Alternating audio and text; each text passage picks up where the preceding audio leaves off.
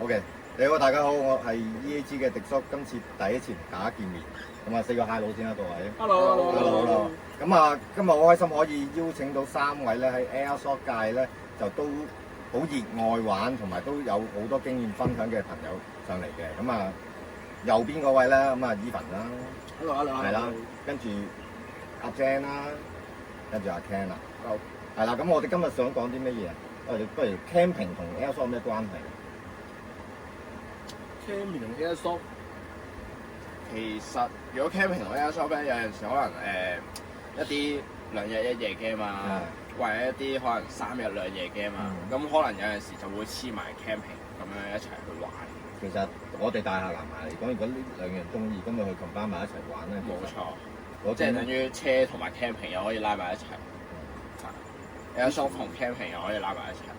即係好似天壇出地彈好多驚喜啦。冇錯，即係有陣時可能有得食，將其他嘢夾埋一齊啊咁樣樣，一個夾心餅咁樣樣。咁我咧其實而家我哋傾咧係我哋係第二朝。尋晚咧咁我哋嚟到咧，今日都天黑㗎啦。咁天黑咧就正常露營咧，梗係要燈火通明啦，照到。但係呢3位師兄咧，佢哋玩一個好出奇地嘅嘢，就攞夜視鏡。咁成晚其實黑烏燈黑房嘅。咁啊，用個夜視鏡去 set 晒所有嘅帳篷啊，或者架撐咧，其實都唔使着一燈。咁啊，我覺得係一個好體驗嚟，係咪啊？阿 Evan 哥，冇錯，我尋日嚟到都係啊，做緊嘢。咁啊，呢啲係阿迪叔嘅親手炮，就好正，真係啊！尋晚嚟到咧，我諗住我自己傻啦，我自己帶個夜視嚟攀過癮啦，點一見全部都夜視嘅，我真呆咗啫喎，都唔係，我話唔掂啊！冇機會用冇機會用，要得閒真係攞嚟用。我話唔掂啊！哇喺度，哇而家新興啊！而家興佢，我即刻出咗個 Facebook topping 就話個 post 就話，原來而家去 camping 啊，去咩都夜晚，總之夜晚出街咧係唔需要帶電筒啦，已經全部攞個夜視出街得㗎啦。其實都好啦，因為有時我哋去打 game，我哋就喺個場地熄晒燈，我哋先可以用到呢副夜視鏡。咁好多時買你知一副夜視鏡都唔係平㗎嘛，買翻嚟咁你又唔成日用佢。咁又覺得好似我買咗個我哋嗌玩具啦，咁又好似好嘥。係啊，變咗擺到去壞為止差唔多啦。所以我覺得真係好似尋晚咁，我哋又去 camping，跟住我哋又玩下槍咧，就正就啱晒用咧呢個夜視鏡。不論去瞄準個靶又好啦，咁但係我哋食嘢我都唔使開燈喎，真係其實幾過癮㗎，係嘛？爭好遠啊！多咗呢啲咁嘅選擇啊，一啲電子夜視鏡，咁變咗就多咗人玩啊。咁但係咧，係啦，但係咧就有個問題，多咗人買呢啲嘢，但係點解好似啲 game 啊，好似冇乜人去搞一啲咁樣 night mode 嘅 game 去玩咧？會唔會嗱？所以我都有啲嘢想請教3位，會唔會個價錢貴得滯啊？咁啊，我又唔係覺得好貴啊。咁我哋買支槍或者買套 gear 都差唔多啦，其實。係啊。但點解唔會話咁 hit 嘅咧？嗱，呢個有少少經驗啦，因為我都問過啲 host 咧，喂，即係而家我哋就算有夜視咧，去開 game 咧，好多預先問，喂，你有冇嘢玩 set mode 㗎咁樣？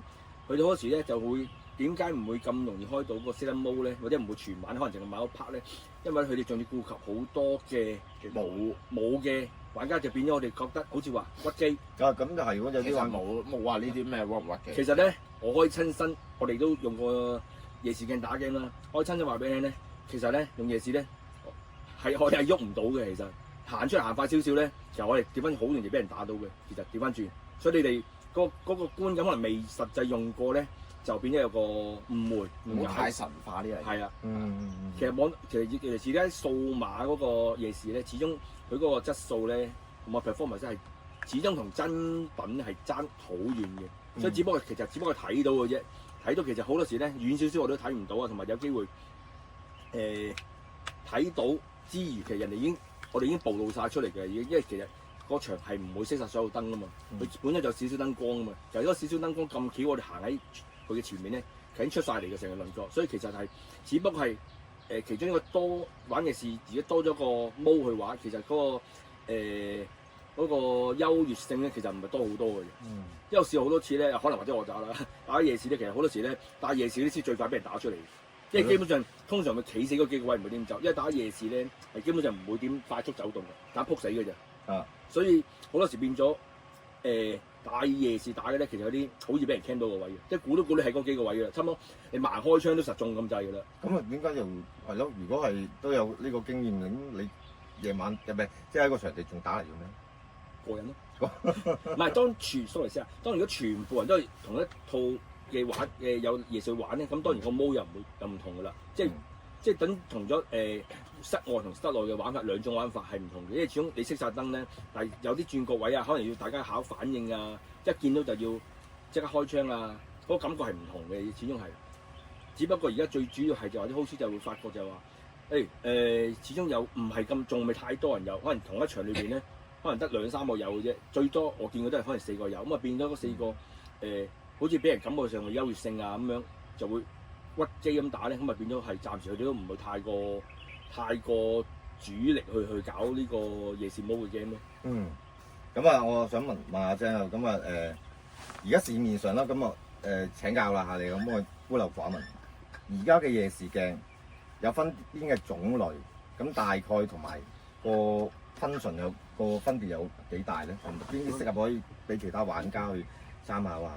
其實入門嘅就真係電子夜視鏡，因為即係個原理啊、各樣啊、構造啊、各樣啊，咁就係合法嘅。電子夜視鏡啊，數碼夜視鏡啦，或者即係 digital night vision。其實佢係透過即係 CCTV 嗰啲攝像頭，佢拍攝錄，然之後立即馬上喺個畫面上高播俾你睇。咁所以咧好多產品，即係好多數位夜視鏡嗰個產品咧，其實係一個正方形畫面咁樣睇。咁就即係你某程度上可以放心玩咯，因為其實即係大家都我諗都有少認知嘅，就會都了解到其實即係一般啲所謂嘅軍用夜視鏡啦，即係講緊2代，即係嗰啲星光夜視鏡2代管3代啊，啲其實係唔入得口，係啲受管制戰略物資嚟。咁所以大家即係安樂玩即係如果要玩夜視鏡嘅話，其實真係開心安樂玩，即係 digital night vision 就開心就好。即係而家你意思即係話市面上我啲玩家可以揀呢個數碼嗰種形式去玩啦。係啊，其實都唔建議即係買即係真係而家3代夜視鏡，因為即係首先你會你入口會即係會有麻煩。係啊。咁同埋即係個價位都高啊！咁即係會見到即係有啲前輩或者一啲朋友佢唔知點解手上面有一個嘅，咁就即係可能佢哋有途徑即係翻嚟，但係就即係呢樣嘢要考量咯。咁其實我哋玩Airsoft 其實都係一個情意結啦。咁我哋坐低喺呢度都係一個大藍牙嚟嘅啫。咁其實玩會唔會話玩 Airsoft 都分好多個階段？其實係㗎，即係一定會有。你唔會一出嚟就即係就算你課齊金都好，即係你打機咁課齊金都好，你唔會一出嚟經驗值爆標㗎嘛。係，即係你要累積經驗各樣。咁即係好似我哋3個，唔係即係我哋4個啦。咁我因為叫年資最淺啦。咁我點解咁問咧？之前點咁問咧？即係唔好睇我年紀大，咁啊年資好淺。咁其實我都覺得啊，我頭嗰個階段咧，咁啊入去槍街，咁啊梗係咁掃貨啦，買槍基本啦，跟住買埋鏡啊、紅點鏡啊、tracer 啊，唔得都係覺得唔夠。咁啊個人裝備啦、褲甲啊、頭盔啊、眼罩嗰啲，咁啊重架生。跟住當我第一次落去打 CQB 嗰陣時咧，就已經 feel 到個體驗，好似有啲嘢唔同。咁我點解咁講咧？我發覺其他玩家唔係喎，其實佢哋好輕便。咁我記得我第一次打 CQB 室內嗰陣時，我仲要揸住 VFC 416落去。咁啊打完嗰其實幾彎啦，我覺得好攰嘅已經係。所以後尾會唔會轉化咗第2個階段，將自己嘅架撐裝備咧輕量化咧？如果咁講啦，蘇先生，你已經算轉得快㗎啦。有好多咧，直情咧係我唔知係咪叫嗰啲叫忠實派定咩咧？係玩到好耐，最後尾咧佢都係堅持揸長火啊、full gear 啊、克服嘅。係啊，我記得上次有一次我撚咗個 friend 咁啊，即係年長啲嗰個咧，佢真係嗰支 AK 好鬼重，有冇3 kilo 嗰啲嘢？有都唔出奇，不過睇嗰 AK 插咯。係咯，3 kilo，跟住佢啊成身嗰啲甲咧又，我見哇，做個叔叔嚟喎，即係我嗌叔叔喎，咁樣諗下個年紀，佢都係好堅持揸住支長嘢去走去打。冇㗎，sorry 啊！如果你話打 game 有冇啲階段分咧，其實簡單啲分咧，其實都差唔多全個 game 界裏面有個共識就話咧，分幾個時代嘅啫。BB 時代就啱啱入坑，哇全身美軍啊，着晒上身啊，有咁多着咁多咁樣。好啦，跟住中段咧開始，咦就真係好似你咁啊，發覺咦嘢多咗喎。係啊，就甩緊啲。第三段咧就開始再自己去襯啲啱使自己用嘅嘢。可能今晚可能原裝初初入坑裏面嘅4分1嘢係新嘅啫。到最後階段啦，因為可能我哋比較玩耐啲咧，兼懶啲咧，就直情可能掛咗彈夾，咩整把風扇仔吹住自己啊，要把自己風扇吹住自己，咁啊揸支手槍咁啊落場㗎啦。而家所以有時嗰時落場，我點解有時着甲咧，有時着薄甲啊？點解咧？驚俾人打痛嘅。其實裝備咧基本上係唔使着晒上身嘅。係啊。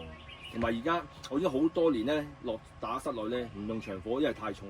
我最多未你哋嗰支 SR9，打2場之後，我都真係放翻咧，都攞翻支手槍。SR9喎，其實你已經係好輕㗎，已經好輕㗎啦。打得嫌冇重，都係擺翻低，係咪先？咁你嗰支仲好似係 AG 82飛嘅，咁其實支板嚟嗰個。但係問題咧，已經幾多飛數對我嚟講咧，已經唔係話最多攞2隻夾嘅啫。但係問題咧，嗰支對我嚟講咧，真係重。哇！咁你呢個階段係咪去咗神級啊？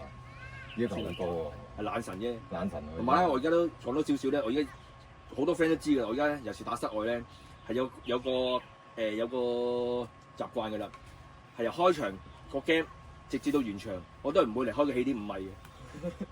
有乜依喐咧？養生啊，開始。係啦，有乜依喐第一時間咧，行埋少少我都話，嘿，出去坐㗎。係啊，我發現你好耐，我同你打你全部咧開頭喺個山坡嗰度咧，你都係。咁5米範圍裏面佢都唔喐㗎，係啊，夠㗎啦！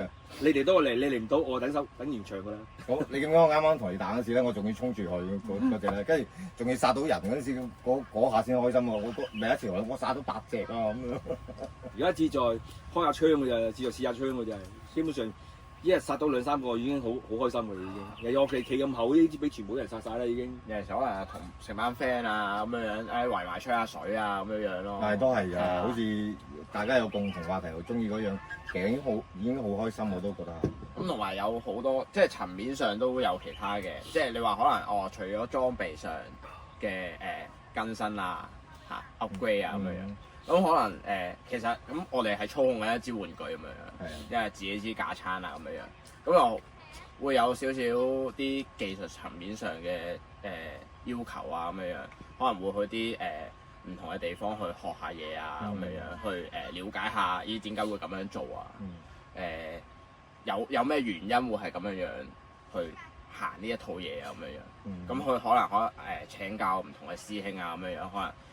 阿 Jan 啊，或者可能The Base 啊，一班師兄啊咁樣，會有呢啲咁嘅樣要求咯。有陣時即係去接觸一啲唔同層面嘅嘢，即係可能我哋去打 war game 咁樣。但係有陣時我哋都會去玩下 The Base Marksmanship 啊，即係射下啲靶啊。但係其實兩樣嘢係冇衝突嘅，都係玩緊粒6 MMBB 彈咁樣。係啊，咁就唔需要話太過介懷，war game 啊咁又其實我覺得就其實都係圍繞住粒6mm 膠粒玩啫。所以有時即係我哋開玩笑就係玩粒膠粒啫嘛，喺度派膠粒。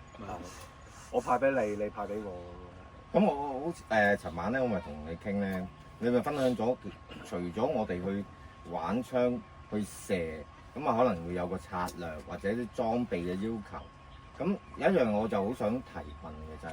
你分享咗，我哋個慣性動作其實我哋玩耐咗係有要求，即係個慣性，譬如我哋換甲啊，或者係轉唔同嘅方向，可能右邊、左邊我哋即刻轉咗呢啲咁動作，其實去到而家你哋呢一刻咧，你點睇啊？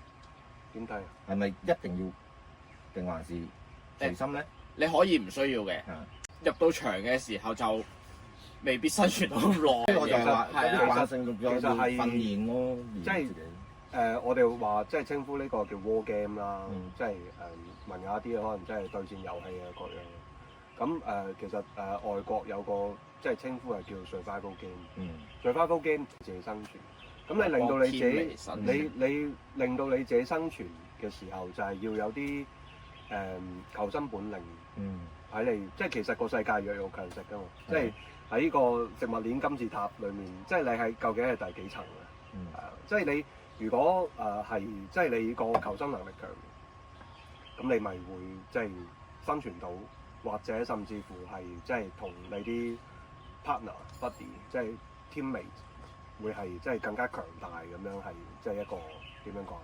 即係大家一齊即係企出嚟嘅贏 enjoy 呢個 game 咯。係咯，但係我發覺近年我哋玩 Airsoft 喺香港嚟講，真係好似沉澱啲喎，係咯。咁以你哋玩咗咁多年，見到好多唔同嘅階段，咁你覺得？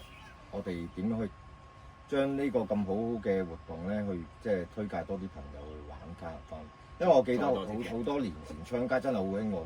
係啊，即係集齊人馬，跟住去打個戶外，可能大巴士，即係冇位泊嘅，真係要排晒隊咁樣。幾條街擺幾條街。但係而家好似冇晒呢啲玩意。禮拜日冇咗啦，而家。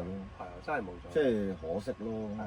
同埋又 keep 到，好似你哋 keep 到嗰個。玩呢個活動咁耐咧，其實都好難得。冇，真係興趣，你嗜好，你生活周邊即係都會不停咁留意住呢樣嘢。咁即係比如即係有新事物會即係會了解即係覺得有興趣嘅，覺得中意嘅會買翻嚟即係體驗啊各樣，繼續玩落去。咁即係而個圈子係存在，咁咪即係其實如果一齊開心玩嘅話，就即係繼續玩落去。係咯，所以我都覺得喺即係昌街都好多人好知名啊！喺旺角廣華街都係專係售賣呢啲咁啊，我哋嘅大男孩嘅玩具啦，咁真係要繼續發展落去咯。以前昌街都幾出名，即係哇香港而家好多有條街喎，擺晒國內嘅同胞都會落嚟昌街去睇嘅。係啊，即係朝聖咯。朝聖好多啲 social media 都特登走去拍昌街啦。朝聖。唔係，其實好多個外國都有好多。係咯，好多個 YouTuber 佢哋都有拍過介紹過嘅。好咧，而家國內又有香港你話而家係少咗人打咧，咁真係事實嘅。咁我自己感覺咧就而家周邊其他嘅活動嘅興趣活動咧就多咗好多啦，再比以前。其二咧，而家可能算係我諗新生代嗰啲，或者我哋叫後幾代嗰啲 gamer 啦。佢就算中意槍，可能真係整個 VR 去打就算啦。咁睇。因為有啲 gamer 咧都問收維他命 D， 依家唔係 E 咩？嗰啲 D M 啊嘛？維他命 M 大家要㗎啦。咁即係問我都有啲團咧都話：喂，點解我哋搞咗一次 outdoor 就冇晒聲氣，唔再搞啊？或者搞好耐，見到啲 group 裏面咧講咗好耐，搞，但係搞嚟搞都冇咧咁樣。都問翻啲主要係兩個原因嘅啫。熱，即係而家啲比較咧。如果你話唔好話冬天啦，唔係唔好話夏天啦，夏天嗰啲我哋都未必頂得順咧。今時今日，就算冬天咧，佢哋都係會覺得辛苦，攞一大抽嘢去問咧打室外嘅 game 咧，有可能每一 game 可能有半個鐘，但係佢哋可能都話佢哋連個場究竟要做啲乜嘢，即係佢哋冇呢個打叢林啊嗰啲嘅經驗嘅知識咧，就變咗唔知做乜啊係啦，咁啊變咗可能行幾步就俾人打出嚟，咁啊變咗要等，又要等到下一場啦，咁啊等即係分分鐘可能咧一日裡面有當佢6個鐘喺個場地裏面啦，可能實際打唔到半個鐘嘅 game，咁啊變咗佢哋咧又減低咗佢哋嘅興趣，沮喪係啊。咁其實我覺得呢啲要儲經驗啦，因為你新手咁經驗唔知，你梗係要參與多啲呢啲活動，你先慢慢累積到經驗去打噶嘛。嗱變咗佢哋而家就係話咧，佢哋嗰個室內咧就第一方便啦，交通方便，有冷氣，有冷氣，雖然而家唔使曬，係又唔使曬，爭好遠，即係同埋佢哋話我貨都金上到嚟。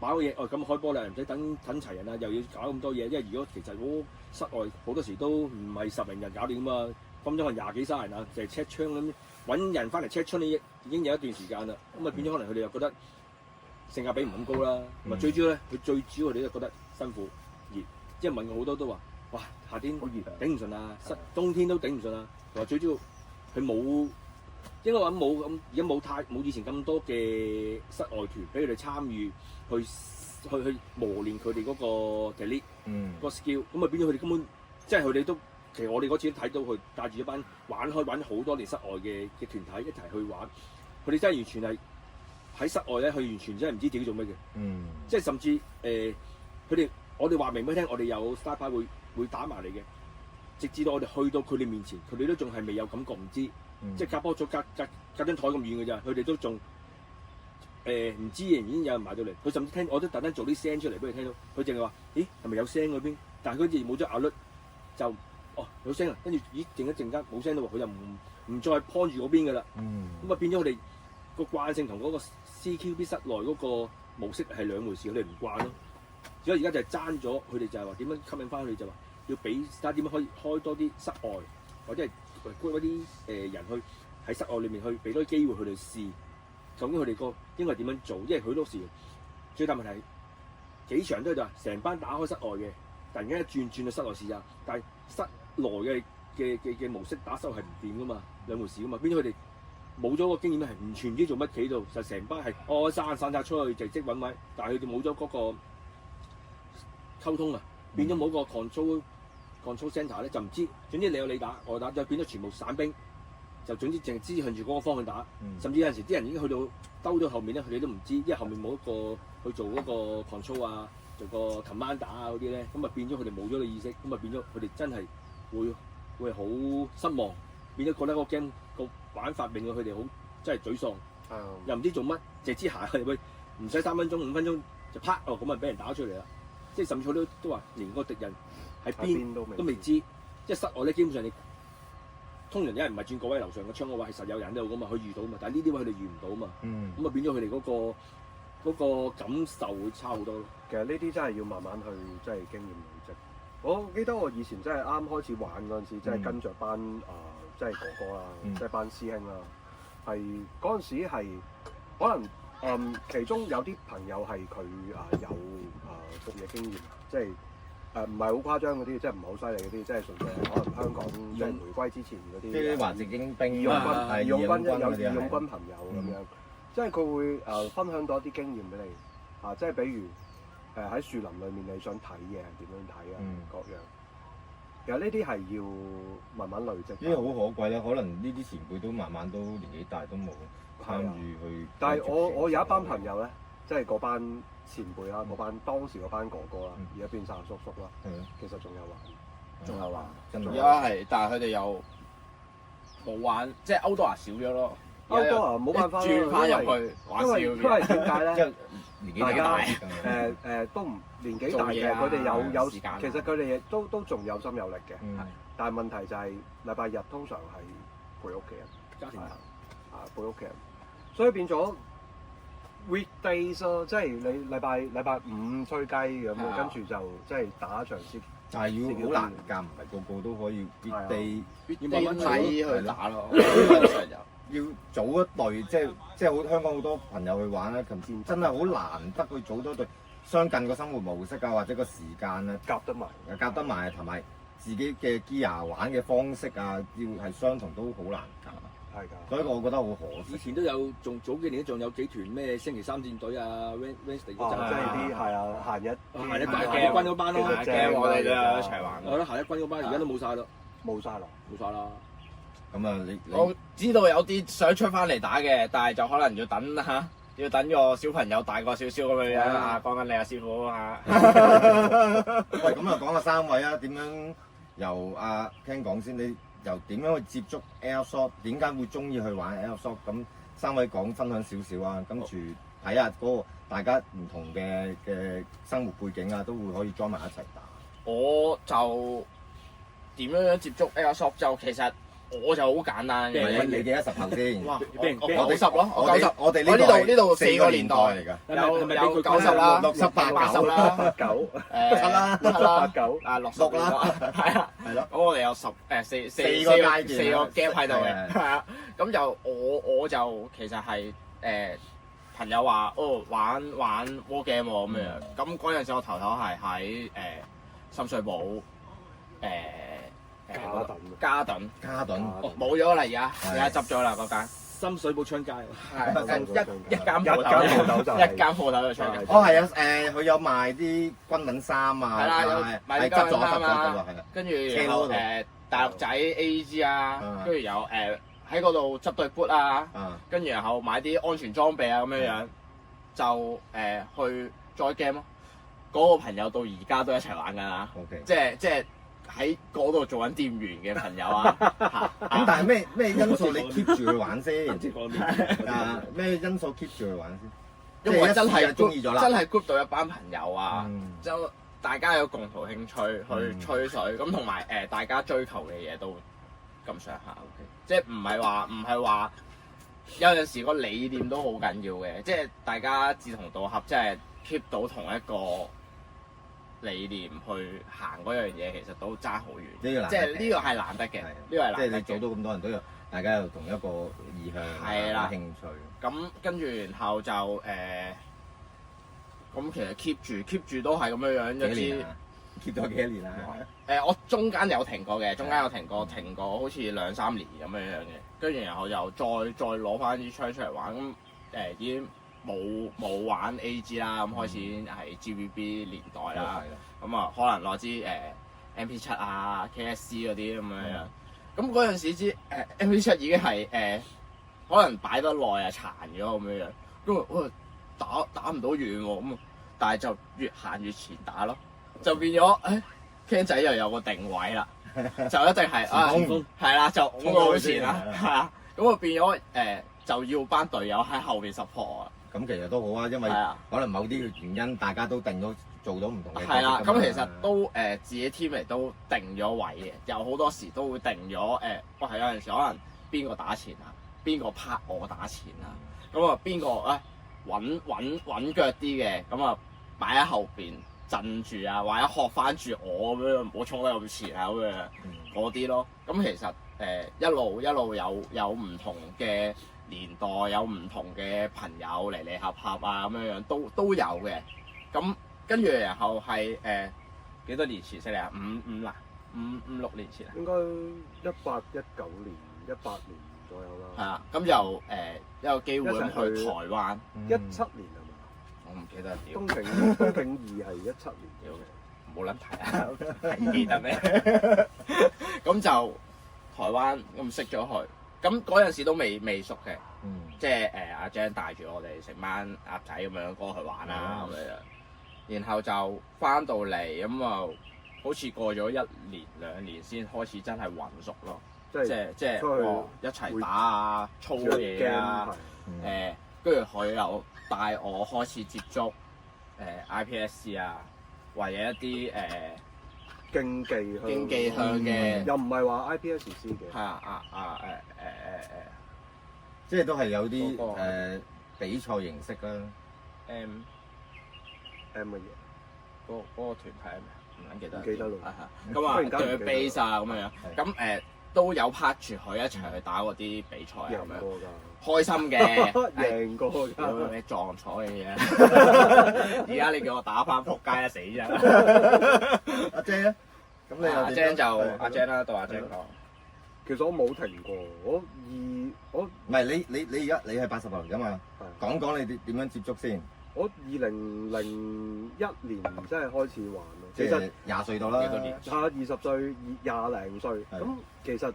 小朋友一定中意玩槍，男仔一定中意玩槍㗎喎。玩槍玩車咁啊。咁我中意玩槍，細個已經中意玩槍。咁啊，我中意坐車。即係由細路仔，即係同班同學，即係由掹雞槍開始，即係去文具島買掹雞槍。最平入門版。第一個同學買第一把掹雞槍，跟住嗰個即係軍備競賽就開始啦，就展開啦。咁跟住即係掹雞槍啦。即係嗰啲 non-blowback 嘅嘅士手槍啦，跟住開始出現電槍啦、GBB 氣槍啦，咁但係嗰陣時細路仔即係冇乜方法，真係嗰陣時係眼鏡都唔戴就走去，真係走去。冇啊！嗰陣時資源都唔多啦，咁細個。好僻嘅公園咧度玩，即係對打，即係一個打一個，即係決鬥咁樣好似。咁開始發覺奶奶地嘢會打中痛嘅喎，咁打中眼會點啊盲嘅喎，咁啊走去五金鋪買副 3M 嗰啲 lab 嗰啲眼鏡，但係起晒霧啊嘛，咁啊即係嗰陣時係學生年代啦，咁但係你買一支槍嗰陣時都覺得好貴嘅嘛，即係我記得第一支我爸爸買俾我係 MGC 嘅 Auto 9 M93R 嗰陣時幾錢？我記得印象中好似800幾蚊嘅。哇！你廿幾歲800幾蚊，其實都唔係嗰陣時10幾歲，即係未讀完書。係咯。咁跟住咧後悔嘅，其實點解揀 Auto 9咧？點解唔揀呢個掛喺牆上高？我記得係千里達模型。旺角嗰間千里達，而家仲喺度。係啊。掛喺牆上高，同一時間係有一支 Marui 嘅 MP5A5AG。嗰陣時係夢寐以求嘅，佢仲要電槍喎。咁其實嗰陣時因為學生嘛，afford 唔起，咁啊即係丟低咗。然之後去到即係出嚟工作20歲咁樣就開始玩到而家。係啊，揾到錢啊，梗係要回復翻想要嘢啦。係啊，即係就係正如阿 Eddie 哥話，就係即係你afford得起嘅話，你有啲心頭好，其實你係即係想買就即係及時行樂。係啊，及時行樂。OK，嗱咁啊講咗90後、80後啊，咁我插一句，我70後我好快嘅。咁我點樣接觸？其實小學接觸嘅係第一支黃豆槍。算唔算歧視年紀歧視？唔係，喂，咁你要由細噶嘛，大嘅我哋由細開始啊嘛。咁啊接咗黃豆槍小學啦，到臨升中學咧就。咩叫黃豆槍啦？話黃豆槍真係真係黃色嗰啲 BB 彈。嗰啲 BB 彈係真係黃豆啊！黃豆嚟㗎，真係黃豆啊！去咩山貨鋪啲係啦，即係一粒粒我嚟浸可以漿嗰啲啊！所以我有提問真係買主食嗰啲黃豆嚟㗎。係啊，真係食得嗰啲啊，即係我嚟浸豆漿啊！原來真係個 gap 嚟啊！即係黃豆腐。咁啊70後已經係咁啦。嗰啲隨時 jam 槍㗎。嗱之後咧就。但係嗰啲打落去咪痛過 BB 彈咧？差唔多嘅，又梗唔會啦。支槍係因為入邊係橡，佢入邊係橡筋嚟嘅，其實。彈粒。係逐粒橡筋，其實小朋友最盡㗎啦已經。都唔會流血咯，總之係。打馬子可能仲痛。係馬子可能仲痛，真係馬子可能仲痛。後嚟咧就到我開始升中學，就啲同學仔一齊玩啦，咁啊儲咗啲零用錢，咁啊買一支咧好似啲手拉嗰啲 BB 彈，真係正式第一把，嗰陣時好平，唔知100零200蚊。就開始中意咗，又 keep 到好留意槍咁啊！當然呢個社會個風氣都係一個關係，啲電影好多咩英雄本色啊、Mark 哥嗰啲咧，佢嗰啲係1911嚟，我唔記得好1911話就係咁樣發展咗出嚟。好啦，到老人家啦，咁冇話我歧視你啊，仲唔係歧視我留翻最後俾你講耐啲嘅。咁我到你啊，哥哥。嗱我咧其實咧，如果正式打 BB 彈咧，反而我日子係短嘅。因為基本上我係應該算係香港第一代打乒乓嗰陣時開始嘅。嗰陣時喺大埔嗰邊上面山頭，可能有啲比較年長啲人咧，就應該知邊個位置嘅。咁嗰陣時有個什麼美國咩退役陸戰隊之類咧，就開咗個 game club 喺嗰度。咁佢度就主要打乒乓，嗰隻乒乓就色彈。個色彈咧就會係。同 BB 彈係完全兩回事嚟嘅，槍款彈同佢個 Mega 先都係完全兩回事嚟嘅。咁玩咗嗰度都玩咗6-7年，跟住佢個場地咧就冇做啦，冇做之後就跟住我就停咗嘅。其實間中係玩過1-2次 BB 彈嘅啫。咁停咗，我諗停咗都有坐底冇8年都7年咁上下㗎啦。跟住到開始香港興起嗰啲收費嘅戶外場地，嗰陣係幾多年前？你真係冇問我，真心唔記得，真心唔記得。咁喺跟住其實咧，即係嗰陣時跟個 friend，喂去玩下啦咁樣。嗰陣時我連電槍都未有嘅，都係玩住租槍或者問朋友借住先嘅啫。咁喺去到場裏面有一次咧，就撞翻個乒乓嘅朋友。咁撞翻乒乓話：喂，一齊玩 BB 彈啦咁樣，跟住先至再開始玩翻呢個 Airsoft。咁啊玩到而家，我諗都20年啦，斷續。即係如果喺 Airsoft BB 彈呢邊15至20年到啦。但係我以我所知你咧一路你玩翻Airsoft 之後咧，其實你有個倉嘅喎，你好多槍喎，靚槍。有邊個屋企唔係？個個收埋啦。不過只不過屋企細，所以要租個倉擺咁解啫。有冇計過你自己而家有幾多支槍咁樣？嗱，而家最新估計啱啱傳咧上倉執過啦，即係之前都送咗炸吹俾人嘅嗰啲，即係嗰啲。你送俾我啊嘛？嗰時未識你嘛。哦，而家就應該頭尾十支長就6支短到啦。嗯， 10支都夠玩啦。好，其實嚟去都有1-2支嘅啫，其實嗰啲係我唔知點樣處置嘅，最後尾人。我都係講嗰句，我都係好中意深水埗，即係呢支真係我最愛嘅槍真係。嗱 N 記咧，我係忠實用家嚟嘅，我差唔多有70槍就係佢槍嚟嘅。阿老細，記住我我 attach 埋嗰個你個牌子嘅啦 Norfolk 嘅。啊，喂，好啦，今日都我哋都討論咗好多啦，咁我哋會繼續搜集多啲話題，邀請多啲朋友上嚟去分享多啲關於香港 Airsoft 嘅興衰事。咁啊，下次見。好，拜拜。拜。